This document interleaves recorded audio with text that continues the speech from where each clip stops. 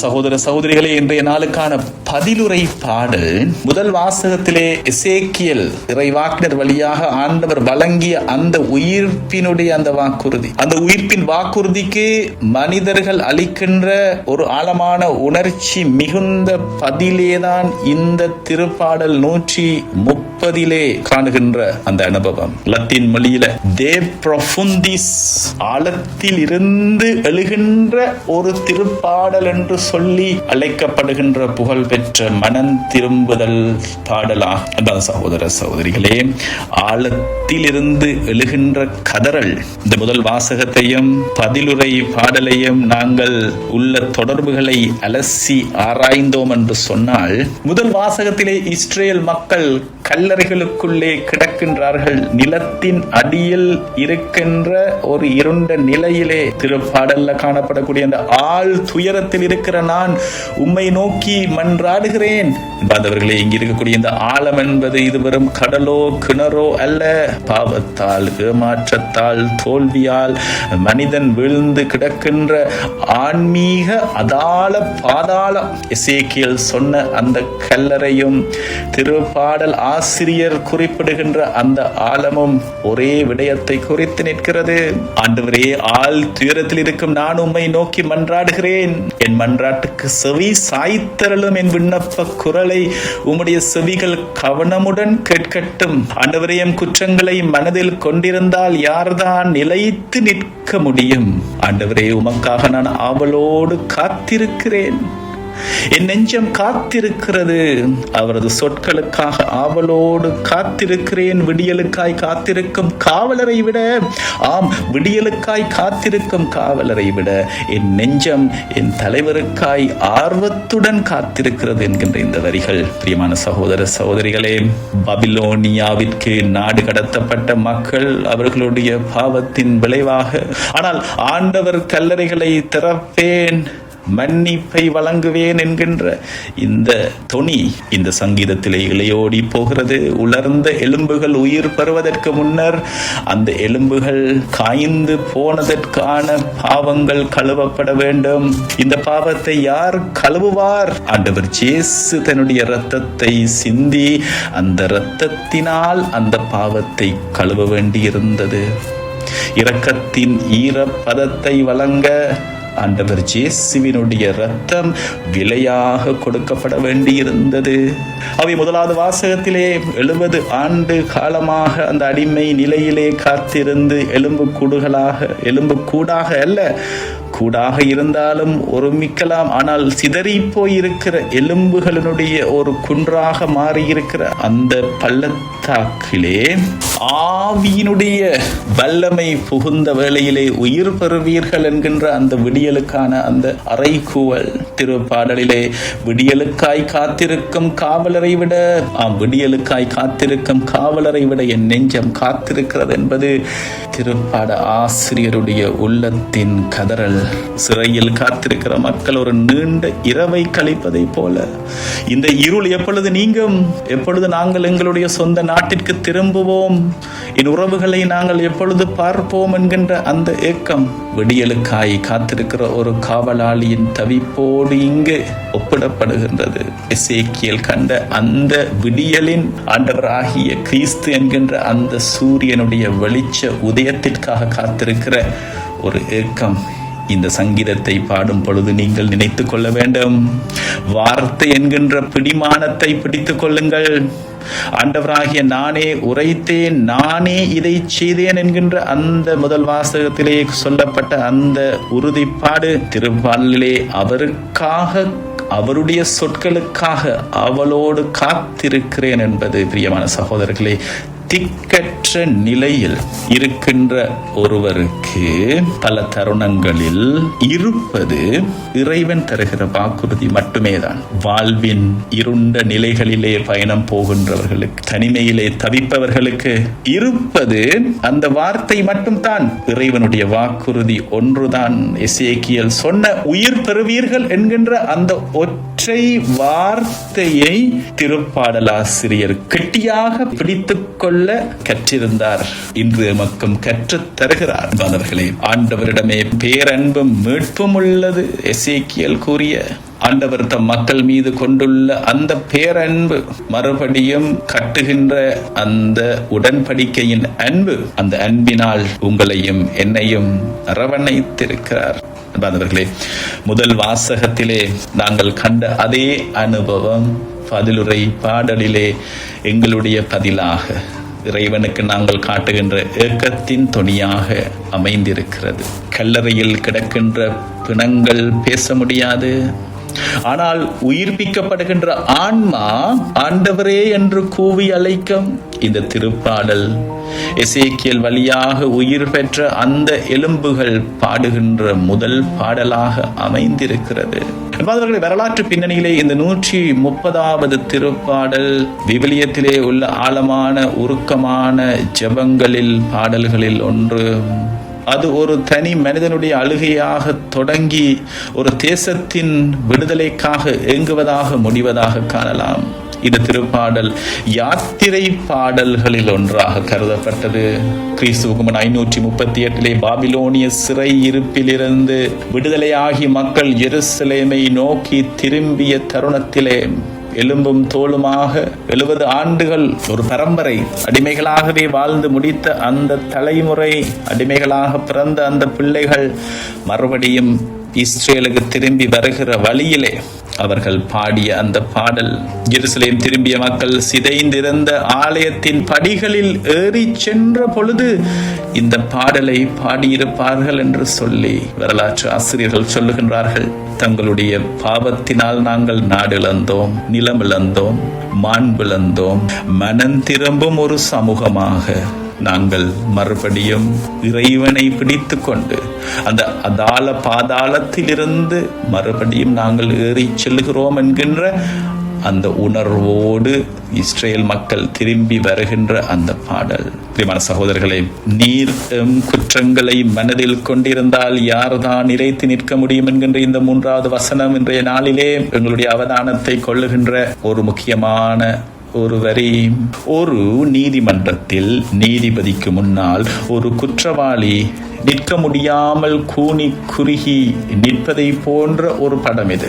Israel மக்கள் தங்கள் அடிமை நிலையை ஒரு தண்டனையாக பார்த்தார்கள். எனவே தங்களின் நீதியால் அல்ல, இறைவனின் மன்னிப்பால் நம்பிக்கை அனைத்தும் இழந்திருந்த தருணத்திலே அவருடைய அருள் கிருபை வந்து அவர்களை அள்ளி எடுக்கின்ற அந்த அனுபவத்திற்கான வேண்டுதல் இது. பிரியமான சகோதரர்களே, இந்த விடியலுக்காக காத்திருக்கிற அந்த காவலர் ஒரு விவிலிய சித்திரம். ஜெருசலேம் மதில்கள் இடிக்கப்பட்டிருந்த அந்த சூழல்ல இரவிலே காவல் காக்கின்ற ஒருவர், விடியல் என்பது வரும் வெளிச்சம் அல்ல, அது பாதுகாப்பு இல்லாத ஒரு நிலையில விடியல் எப்பொழுது வரும் என்று ஏக்கத்தோடு பார்த்திருக்கிற நிலை. சூரியன் உதித்தால் தான் பயம் நீங்கும். இஸ்ரேல் மக்கள் 70 ஆண்டு காலமாக இருண்ட இரவில் இருந்தார்கள். எசேக்கியேல் முன்னறிவித்த அந்த ஆவி அவர்களுக்கு வழங்கப்பட்ட பொழுது அவர்கள் அந்த பாதுகாப்புக்குள் மறுபடியும் வருகிறார்கள். இறுதியாக பாபிலோனியாவிலே அழுத கண்ணீருக்கும் ஜெருசலேமிலே உதித்த விடியலுக்கும் இடைப்பட்ட ஒரு பாலமாக, ஆண்டவரே, இதோ ஆழத்திலிருந்து நான் அழைக்கிறேன், விடியலுக்காய் காத்திருக்கிறேன் என்று சொல்லி இந்த நாளின் வழிபாட்டுக்குள்ளே நாங்கள் நுழைவோம். என்பாந்தவர்களே, இன்றைய 2ஆம் வாசகம் திருத்தூதர் பவுல் ரோமியருக்கு எழுதிய திருமுகத்தில் இருந்து 8ஆம் அதிகாரம் 8 to 11 வரையான வசனங்களை வாசிக்க காண்கிறோம். புனித பவுல் ரோமியருக்கு எழுதிய திருமுகம் என்பது விவிலியத்தின் இறையியல் சிகரம் என அழைக்கப்படுகின்றது. இது வெறும் கடிதம் மட்டுமல்ல, இது கிறிஸ்தவ நம்பிக்கையின் முழுமையான வரைபடம் போன்றது. இதன் வரலாற்று மற்றும் விவிலிய பின்னணியை சற்று ஆழமாக சுருக்கமாக பார்த்தோம் என்று சொன்னால், பவுல் தன்னுடைய 3வது மறைபரப்பு பணியின் இறுதியில் ஏறத்தாழ கிறிஸ்துவுக்கு பின் 56-57 வாக்கிலே கொரிந்து நகரில் இருந்து இந்த கடிதத்தை எழுதியிருக்கிறார். இந்த கால சூழல் எப்படி என்று சொன்னால், பவுல் அப்பொழுது எருசலேமுக்கு செல்ல திட்டமிட்டிருந்தார். அங்கிருந்து ஸ்பெயினுக்கு சென்று நற்செய்தி அறிவிப்பது அவரது நோக்கமாக இருந்தது. அந்த நீண்ட பயணத்தின் இடையில் ரோமை அவருக்கு ஒரு ஆன்மீக தலமாக தேவைப்பட்டிருந்தது. ரோமை சபை இந்த கடிதத்தை எழுதிய பொழுது பவுல் இன்னும் ரோமைக்கு சென்று இருக்கவில்லை. எனவே இது மற்ற கடிதங்களை போல் அவர் உருவாக்கிய ஒரு சபைக்கு எழுதுவதல்ல, மாறாக ஏற்கனவே இயங்கிக் கொண்டிருந்த ஒரு சபைக்கு தன்னை அறிமுகம் செய்து கொள்ள எழுதிய ஒரு கடிதம். பவுலுக்கும் ரோமையருக்கும் உள்ள உறவு ஒரு சுவாரஸ்யமான உறவு. முன் அறிமுகம் இல்லை, பவுல் ரோமைக்கு சென்றதே இல்லை அதுவரை. ஆனால் அவர் ரோமையில் இருந்த பல கிறிஸ்தவர்களை தனிப்பட்ட முறையில் அறிந்திருந்தார். உதாரணமாக திருமுகத்திலே 16ஆம் அதிகாரத்திலே ஒரு நீண்ட வாழ்த்து பட்டியலை அவர் எழுதுகிறார். இவர்களுக்கு நீங்கள் வாழ்த்துக்களை தெரிவிங்கள் என்று சொல்லி. அதிசயிக்கத்தக்க ஒரு இணைப்பு என்னவென்று சொன்னால், பேதுரு ரோமைக்கு செல்வதற்கு முன்பே அங்கிருந்த விசுவாசிகள் தாமாகவே நற்செய்தியை ஏற்றுக்கொண்டனர். பவுலின் கடிதம் அவர்களுக்கு தான் ஒரு புதிய ஆசிரியர் என்பதை விட ஒரே நற்செய்தியை பகிர்ந்து கொள்ளும் சக சகோதரன் தான் என்பதை வலியுறுத்துவதாக இருக்கிறது. இந்த கடிதத்தினுடைய நோக்கம் ரோமையில் யூத கிறிஸ்தவர்களுக்கும் புறவினத்து கிறிஸ்தவர்களுக்கும் இடையே நிலவிய சில கருத்து வேறுபாடுகளை களைந்து அனைவரையும் கிறிஸ்துவுக்குள் ஒரே குலமாக ஒருங்கிணைப்பதே பவுலுடைய முதன்மையான நோக்கமாக இருக்கிறது. என்பவர்களே, இந்த கடிதம் கிறிஸ்தவ வாழ்வின் சில அடிப்படையான உண்மைகளை எங்களுக்கு வழங்கி நிற்கிறது. மனிதன் தன் சொந்த செயல்களால் அல்ல, மாறாக இறைவனின் அருள் மற்றும் விசுவாசத்தினாலேயே அவன் நீதிமானாக்கப்படுகின்றான், மீட்கப்படுகின்றான். இதுதான் இந்த கடிதத்தினுடைய இதயம். அடிமை தலையிலிருந்து மீண்ட இஸ்ரேல் மக்கள் தங்கள் பலத்தால் அல்ல, மாறாக கடவுளின் பேரன்பால் மீட்கப்பட்டதை போலவே மனிதனும் இயேசு கிறிஸ்துவின் கீழ்ப்படிவினால், இயேசு கிறிஸ்துவின் மீட்பால் மட்டுமே நீதிமானாக மீட்கப்படுகின்றான். அதே போல பிரியமான சகோதரர்களே, ஆவிக்குரிய வாழ்வின் நிலைகளை பவுல் ஆழமாக இந்த கடிதத்திலே விளக்குகின்றார். ஒரு கிறிஸ்தவன் எப்படி உயிர்ப்பின் வல்லமையோடு தினசரி அன்றாடம் வாழ வேண்டும் என்பதற்கு இது ஒரு நடைமுறை கையேடாக அமைகிறது. இயேசுவினுடைய மரணம், உயிர்ப்பு ஒரு தனி மனிதனின் வாழ்வை எப்படி மாற்றுகிறது என்பதை பவுல் தர்க்க ரீதியாகவும் ஆன்மீக ரீதியாகவும் இந்த கடிதத்திலே விளக்கி இருக்கிறார். ஒவ்வொரு கிறிஸ்தவ விசுவாசியும் எப்படி தூய ஆவியாரின் வல்லமையால் தினசரி வாழ வேண்டும் என்கின்ற கேள்விக்கு இதில் விடை உண்டு. பவுல் எழுதிய இந்த ரோமையருக்கான திருமுகம் அந்நாள் உலக பேரரசாக இருந்த ரோமை பேரரசின் மைய பகுதிக்கு செல்லுகிறது. ரோமாபுரியில் அதிகாரத்தின் அடையாளம் வாள் மற்றும் சட்டங்கள். ஆனால் பவுல் அவர்களுக்கு சொல்லுகிறார், உங்களுக்குள் இருக்கும் ஆவியின் வல்லமை. இந்த ஆவியின் வல்லமை டுனாமிஸ் என்கின்ற அந்த வார்த்தை பேரரசின் எந்த வாளையும் விட மேலானது. ரோமானியர்கள் உடல் ரீதியான பலத்தை நம்பினார்கள். பவுல் அவர்களை ஆவிக்குரிய பலத்திற்கு அழைக்கிறார். ரோமை ஒரு பல் கலாச்சார நகரம். அங்கே பல தெய்வ வழிபாடுகள், பல தத்துவங்கள் அதிகமாக காணப்பட்டிருந்தன. அங்கிருந்த கிறிஸ்தவர்கள் உலகியல் கலாச்சாரத்திற்கு பயந்து தங்களின் ஆன்மீக அடையாளத்தை இழந்து விடுவார்களோ என்கின்ற அச்சம் பவுலுக்கு இருந்தது. எனவே அவர்கள் ஆவியினால் நிரப்பப்பட்டு கொண்டிருந்தால் மட்டுமே உலகியல் கலாச்சாரத்திலே கரைந்து போகாமல், உலகியல் தத்துவாதிகளுடைய தத்துவங்களுக்குள் கரைந்து போகாமல் கிறிஸ்துவுக்குரியவர்களாக நிலைத்து நிற்க முடியும் என்பதை அவர் உணர்ந்தார். ஒரு பெரிய பேரரசை மாற்ற தனி நபர்களின் ஆன்மீக மாற்றம் தேவை என்பதை பவுல் அறிந்திருந்தார். ஆகவே இந்த நிரப்பப்படுதல் என்பது, தூய ஆவியால் நிரப்பப்பட்டு கொண்டிருப்பது என்பது ஒரு பயிற்சி. அதை ஒரு கட்டளையாகவும் அவர் வைக்கிறார். ஆவியால் எப்பொழுதும் நிரப்பப்பட்டு கொண்டே இருங்கள் என்பது ஓங்கி ஒலிக்கின்ற அவரது கட்டளை.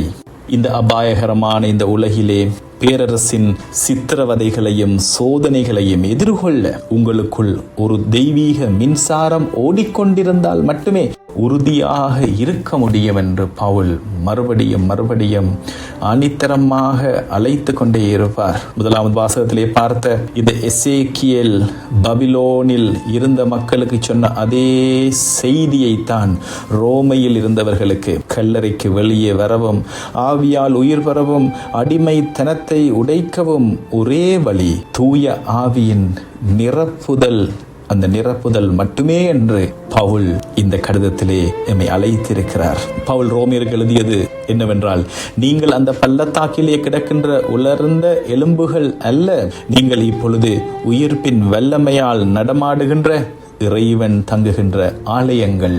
என்பவர்களே, காலங்கள் மாறலாம், வரலாறுகள் மாறலாம், பேரரசுகள் வீழலாம், எழலாம், ஆனால் மனித வாழ்வு என்பது எல்லா காலத்திலும் அடிப்படையில் ஒரே உணர்வு ரீதியோடு, மனித ரீதியோடு செல்லுகின்ற ஒரு விடயம். ஆகவே தூய ஆவியால் நிரப்பப்பட்டு கொண்டிருப்பது என்கின்ற இந்த சாவியை பயன்படுத்துகின்றவர் எந்த ஒரு உலகியல் சூழலிலும் எந்த காலத்திலும் வெற்றிகரமாக வாழ முடியும். இந்த ஆழமான இந்த இரகசியத்தை நம் வாழ்வின் ஒவ்வொரு கணமும், குறிப்பாக நம்முடைய போராட்டங்கள் மிகுந்த வேளையிலே நாங்கள் ஒரு நடைமுறை அனுபவமாக மாற்றிக் கொள்வது மிக மிக முக்கியமானது.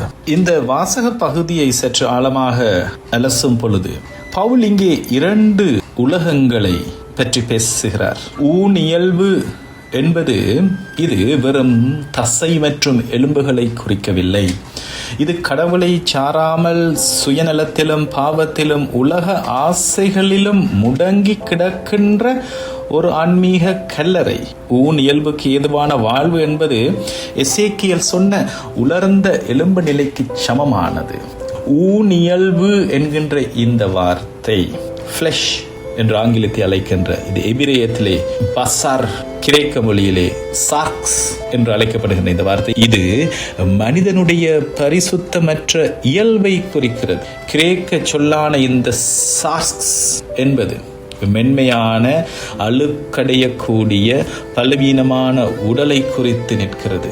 விவிலியத்திலே இது கடவுளின் வழிகாட்டுதலின்றி சுயத்தின், ஈகோவிற்கு, அதனுடைய அதிகாரத்துக்கு உட்பட்ட ஒரு வாழ்வை அடையாளப்படுத்தி நிற்கிறது. இது ஒரு தேங்கி நிற்கின்ற நீர் போன்றது. தன் சொந்த பலத்தை மட்டுமே நம்பி கடவுளின் அருளை நிராகரிக்கின்ற நிலை. பவுலை பொறுத்தவரையிலே ஊனியல்பு என்பது கடவுளுக்கு எதிரியான ஒரு சாம்ராஜ்யம். இது மனிதனை மரணத்தின் இருள் அறைக்குள் சிக்க வைக்கும் ஒரு மனநிலை. அடுத்த இயல்பு என்பது ஆவிக்குரிய இயல்பு. இது கடவுளின் உயிர் மூச்சால் இயக்கப்படுகின்ற வாழ்வு. இங்கேதான் மனிதன் தன் எல்லையை தாண்டி கடவுளின் தன்மை பெறுகின்றான். ஆவிக்குரிய இயல்பு, தி ஸ்பிரிட் என்று சொல்லுகின்ற அந்த வார்த்தை ஆங்கிலத்திலே, எபிரேயத்திலே ருவா என்று சொல்லப்படுகின்ற அந்த வார்த்தை, கிரேக்க மொழியிலே நியூமா என்று சொல்லுகின்ற இந்த வார்த்தை, இது மனிதனை அழியாத வாழ்விற்கு இட்டு செல்லுகின்ற இறைவனின் உயிர்ப்பிக்கும் மூச்சு. கிரேக்க சொல்லான இந்த நியூமா என்பது காற்று அல்லது மூச்சு என்று பொருள்படும். இது வெறும் காற்றில் அசையும் காற்றல்ல, இது இறைவனிடமிருந்து வீசுகின்ற, இறைவனிடமிருந்து வருகின்ற ஜீவ காற்று. இது கடவுளின் வல்லமை மனிதனுக்குள் இறங்கி வந்து அவனது ஆன்மாவை தீண்டும் அந்த விந்தையான விதமாக எசேக்கியேல் கண்ட அந்த உலர்ந்த எலும்புகள் மீது பாய்ந்த அந்த ஜீவ காற்று. இதுவே இது ஒரு மனிதனை கடவுளின் பிரதியாக மாற்றுகின்ற தெய்வீக சக்தி. நாங்கள் காணக்கூடிய 3வது வார்த்தை குடிகொண்டிருத்தல் என்கின்ற, இன்டுவெல்லிங் என்று அழைக்கப்படுகின்ற, கிரேக்க மொழியிலே ஒய்கியோ என்ற அந்த வார்த்தை. பவுல் பயன்படுத்துகின்ற இந்த ஒய்கேயோ என்கின்ற இந்த வினை சொல் மிக நுட்பமானது. சொற்பிறப்பியல் அடிப்படையிலேயே ஒய்கோஸ் என்பது வீடு என்கின்ற சொல்லில் இருந்து வருவது. அதாவது தூய ஆவியார் நம்மை சந்திக்க வரும் விருந்தினர் அல்ல, அவர் நமது இதயத்தை தமது நிரந்தர வீடாக மாற்றிக்கொள்ள வருகின்றவர். பழைய ஏற்பாட்டிலே கடவுள் ஜெருசலேம் ஆலயத்தில் தங்கியிருந்தார், மேகத்திலே தங்கியிருந்தார். உடன்படிக்கை வேளையிலே தங்கியிருந்தார். ஆனால் பவுல் இப்பொழுது சொல்லுகின்றார், அந்த ஆலயம் அழிந்து விடலாம், ஆனால் கடவுள் தங்குகின்ற வீடு ஒய்கோஸ் இப்பொழுது நீங்களே தான். இது ஒரு நிரந்தரமான ஒரு குடி, ஒரு நிரந்தரமான வீடு. உங்களுக்குள் குடி கொண்டிருந்தால் என்கின்ற இந்த வார்த்தை மீண்டும் மீண்டும் வருகின்ற ஒரு வார்த்தை.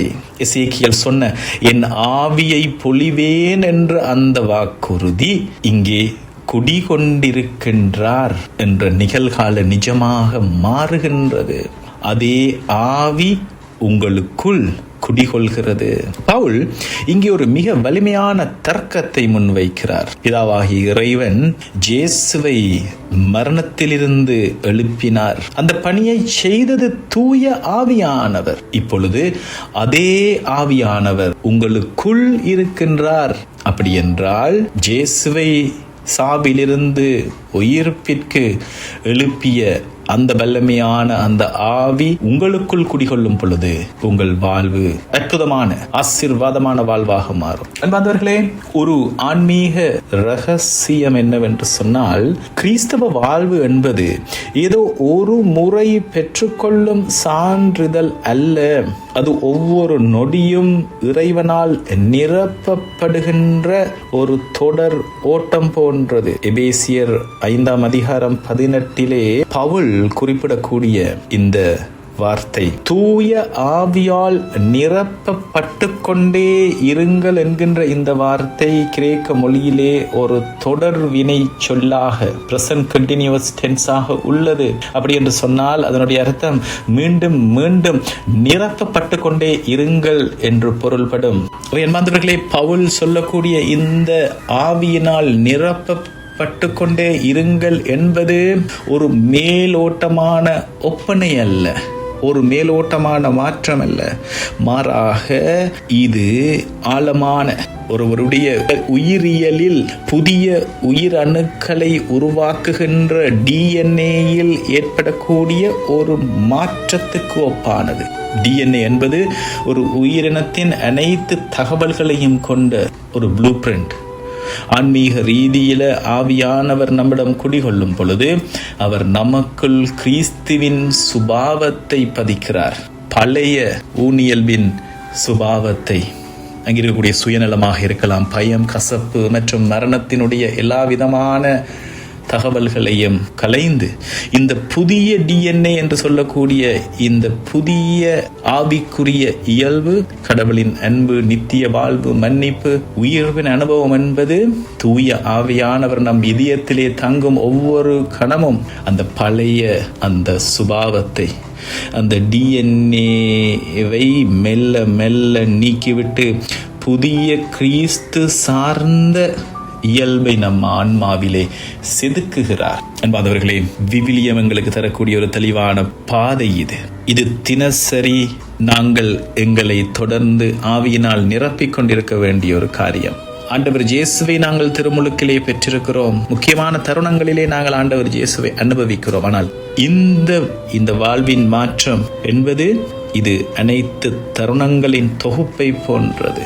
நாம் சிந்திக்கின்ற விதம், பேசுகின்ற வார்த்தைகள், எடுக்கின்ற முடிவுகள், இவை அனைத்திலும் ஆவியானவர் எமக்குள்ளே நிரப்பப்பட்டு கொண்டிருக்கும் போது அவர் நம்மை செதுக்குகிறார். ரோமையர் 12:2 நாங்கள் காண்பதை போல தூய ஆவியானவர் உங்களுக்குள்ளே தொடர்ச்சியாக ஊற்றப்பட்டு கொண்டிருப்பதால் இந்த உலகின் போக்குப்படி நீங்கள் ஒழுகாதீர்கள். மாறாக உங்கள் உள்ளம் புதுப்பிக்க பெற்று மாற்றமடைவதாக. அப்பொழுது கடவுளின் திருவுளம் எது என்பதை நீங்கள் தெளிவாக தெரிந்து கொள்வீர்கள். எது நல்லது, எது உகந்தது, எது நிறைவானது என்பது உங்களுக்கு தெளிவாக தெரியும் என்று சொல்லுகிறார். தூய ஆவியானவர் தொடர்ந்து உங்களை நிரப்பிக் கொண்டிருக்கும் பொழுது உங்களுக்கு எதிர்ப்பு திறன் அதிகமாகிறது. நோய் எதிர்ப்பு சக்தியை, இந்த ஸ்பிரிச்சுவல் இம்யூனிட்டி என்று சொல்லக்கூடிய இந்த ஆன்மீக நோய் எதிர்ப்பு சக்தியை நீங்கள் பெற்றுக்கொள்வீர்கள். ஆகவே சமுதாயத்தின் அழுத்தமாக இருக்கலாம், பாவத்தின் தூண்டுதல்களாக இருக்கலாம், சோதனைகள் வரும் பொழுது நமக்குள் இருக்கின்ற அந்த புதிய ஆன்மீக சக்தி, அந்த நோய் எதிர்ப்பு சக்தி உங்களை தாங்கிக் கொள்ளும். சகோதர சகோதரிகளே, நீங்கள் பெற்றுக்கொண்டிருக்கிற அந்த தூய ஆவியானவர் உங்களிலே நிறைவாக குடிகொண்டிருக்கும் பொழுது அந்த ஆவியின் கனிகள் உங்கள் வாழ்விலே நீங்கள் அனுபவிக்க தொடங்குவீர்கள். அன்பு செய்கின்றவர்களாக, ஏன் உங்களை எதிர்த்தவர்களை மன்னிக்கின்ற பேராற்றல் கொண்டவர்களாக, உங்களை பாதித்தவர்களை மன்னிக்கின்றவர்களாக, உங்கள் எதிரிகளை அன்பு செய்கின்றவர்களாக, அமைதி உள்ளவர்களாக, ஆவியினுடைய ஞானத்தை பெற்றவர்களாக நீங்கள் வாழ்வீர்கள். கிறிஸ்தவ வாழ்வின் இரகசிய சாவி இது. நாம் நம்முடைய பலத்தால் மாற முயலும் போது பல தடவைகளிலே தோற்று போகிறோம். ஆனால் நமக்குள் குடிகொண்டிருக்கின்ற அந்த உயிர்ப்பின் வல்லமையை நம்பி ஆண்டவரிடம் நம்மை சரணடையும் போது அந்த ஆவியினால் நாங்கள் தொடர்ந்து நிரப்பப்பட்டு கொண்டிருக்கும் பொழுது, என்பது சகோதர சகோதரிகளே, நாங்கள் தொடர்ந்து புனிதப்படுத்தப்படுகின்றோம். கலாத்தியர் 5:22-23 காணக்கூடிய தூய ஆவியானவருடைய கனிகள் எங்கள் வாழ்க்கையிலே காய்த்து கனி கொடுக்கும். ஆவியானவருடைய கொடைகள் என்று நாங்கள் கருதுகின்ற அந்த தெய்வீக வல்லமை, ஆவியானவர் நமக்கு தரக்கூடிய அந்த தெய்வீக ஆற்றல், பிறருக்கு ஆறுதல் சொல்ல, நோயாளிகளை குணமாக்க, ஞானத்தோடு செயல்பட, குழப்பங்களில் தெளிவு தர, இந்த மாதிரியான பல கொடைகளை இந்த தூய ஆவியானவருக்குள்ளே நாங்கள் வாழும் பொழுது நாங்கள் அனுபவிக்க ஆரம்பிப்போம். அன்பானவர்களே, ஒரு தினசரி அபிஷேகம் இந்த கொடைகளை கூர்மைப்படுத்துகிறது. தினசரி ஆவியின் இந்த அபிஷேகம் நம்மை தரம் உயர்த்துகிறது. ஆரம்பத்திலே நாம் பாவத்தில் இருந்து வெல்ல போராடுவோம். ஆனால் ஆவியால் தொடர்ச்சியாக நிரப்பப்பட்டு கொண்டிருக்கின்ற பொழுது பாவம் நம்மை ஈர்க்காது. ஏனெனில் நமக்குள் இருக்கின்ற அந்த நித்திய பிரசன்னம் எம்மை தாங்கிக் கொள்ளும். எபேசியர் 1:17 பவுல் சொல்வதை போல ஞானத்தையும் வெளிப்பாட்டையும் அளிக்கும் ஆவி நமக்குள் இருந்து குழப்பமான தருணங்களில் சிறந்த முடிவுகளை எடுக்க உதவும். ஆகவே ஒரு நாளிலே பல தடவைகளில் ஆவியானவரே, என் இதயத்தை நீர் பொறுப்படும் என்று, ஆவியானவரே, என் இதயம் என்று உமக்கான ஆலயம், என்னை தாராளமாக நிரப்பும் என்று சொல்லி நாங்கள் கேட்க வேண்டும். காலையிலே சரணாகதி அடைவதிலிருந்து பகலிலே பல தடவைகளிலே, இயேசுவே, ஆண்டவரே, உம் ஆவியால் என்னை நிரப்பிக் கொள்ளும் என்று ஒரு நாளில் பல தடவைகளில் நாங்கள் இந்த செபத்தை சொல்ல வேண்டும். இந்த வாழ்வு முறைதான் ஒரு கிறிஸ்தவனை ஒரு சாதாரண மனிதனிலிருந்து உயிர்ப்பின் வல்லமையால் நடமாடும் மனிதனாக மறு கிறிஸ்துவாக மாற்றுகிறது. ஆகவேதான் இன்று 2வது வாசகத்தில் நாங்கள் காணக்கூடிய இந்த வார்த்தைகள், கடவுளின் ஆவி உங்களுக்குள் குடிகொண்டிருந்தால் நீங்கள் ஊனியல்பை கொண்டிராமல் அந்த ஆவிக்குரிய இயல்பை கொண்டிருப்பீர்கள். விதமாக இறந்த இயேசுவை உயிர்த்தெழச் செய்தவரின் ஆவி, அதே ஆவி உங்களுக்குள் குடிகொண்டிருந்தால் கிறிஸ்துவை உயிர்த்தெழச் செய்த அவரே உங்களுள் குடிகொண்டிருக்கும் தம் ஆவியினால் உங்களை உயிர் பெறச் செய்வார், உங்களை வாழ்விப்பார் என்று சொல்லி பவுல் எங்களை அழைத்து நிற்கிறார்.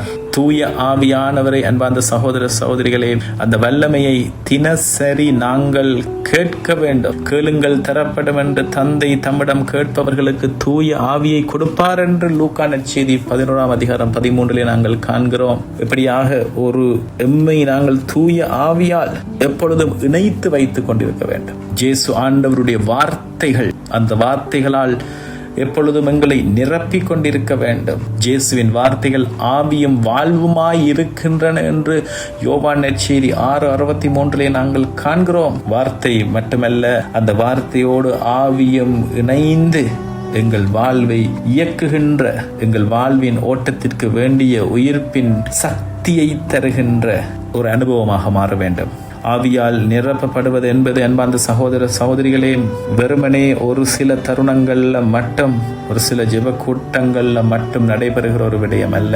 ஆவியின் கனிகளான அன்பு, மகிழ்ச்சி, அமைதி, பொறுமை, தேவபயம், இந்த மாதிரியான கொடைகள் வெளிப்புற சூழலை சார்ந்தது அல்ல, உள்ளிருக்கும் ஆவியை சார்ந்தது.